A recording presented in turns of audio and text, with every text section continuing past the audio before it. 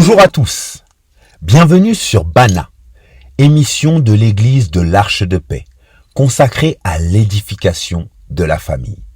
Une famille forte pour une église forte. Aujourd'hui, nous allons aborder le thème l'héritage.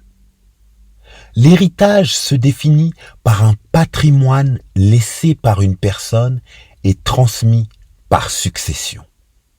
La notion d'héritage se retrouve également dans plusieurs domaines, à savoir le domaine culturel, familial, émotionnel, national, spirituel et bien d'autres. Dieu, en tant que Père, nous a laissé ce patrimoine spirituel qui est Jésus-Christ, par lequel nous héritons de la vie éternelle, par le sacrifice sur la croix.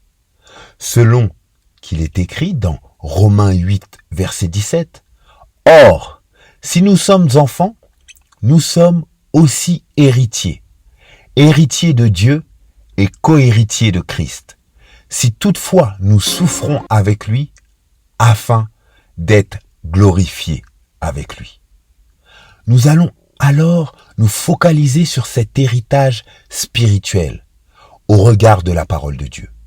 Nous verrons que le Père, tout comme Dieu, est la personne qui transmet aux générations futures un ensemble de valeurs, us et coutumes, afin de perpétuer la culture de Christ au sein de sa famille.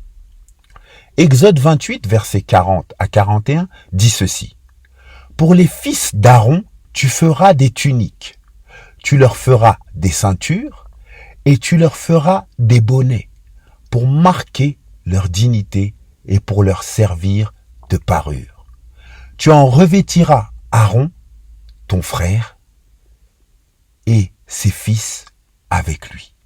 Tu les oindras, tu les consacreras, tu les sanctifieras et ils seront à mon service dans le sacerdoce. » Ce passage nous parle de Moïse en tant que père des enfants d'Israël. Il se tient devant l'Éternel comme chef et responsable légal de cette nation. Dieu lui donne des recommandations qu'il devra transmettre à Aaron et ses fils afin de perpétuer un héritage spirituel représenté ici par le sacerdoce. Nous pourrons donc noter deux types d'héritage. Le premier se retrouve au niveau de la culture. Le verset 40 parle des vêtements que le Seigneur leur impose. Il s'agit des tuniques conçues de manière spécifique avec des détails bien précis.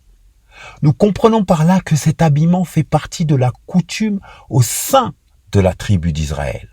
Le but est de leur inculquer une manière de vivre, mais aussi de créer une démarcation entre le peuple et ceux qui sont au service de Dieu.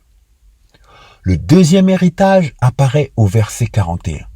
Moïse reçoit de Dieu l'onction nécessaire pour oindre, consacrer et sanctifier Aaron et ses fils. C'est un bagage spirituel qui leur a été transmis de père en fils et plus précisément l'onction spécialement destinée à servir Dieu. D'emblée, ce passage nous montre 3 générations successives de serviteurs. Moïse, Aaron et ses fils. De même, Genèse 9, versets 20 à 25, nous parle de la malédiction de Cham, le fils de Noé et le père de Canaan. Il s'agit d'un héritage reçu après avoir divulgué la nudité de son père à ses frères. Cette malédiction se répandra de génération en génération. Nous le voyons au verset 24 et 25.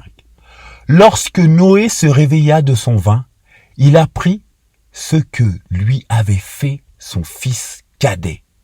Et il dit, « Maudit soit Canaan, qu'il soit l'esclave des esclaves de ses frères. » En tant que père au sein de la famille, il est important de veiller sur l'héritage spirituel que l'on transmet à nos enfants. Pour cela, il est indispensable d'être proche du Seigneur, tout comme Moïse l'était afin de recevoir de lui les indications qui permettront aux générations futures de vivre dans la paix et la prospérité. Nous l'avons tous compris, les enfants héritent de la malédiction ou de la bénédiction des parents. Le père a donc une grande responsabilité sur les choix ainsi que les actes qu'il pose, car le devenir de sa descendance en dépend. Merci de votre écoute. Que Dieu vous bénisse et à très bientôt sur Bana.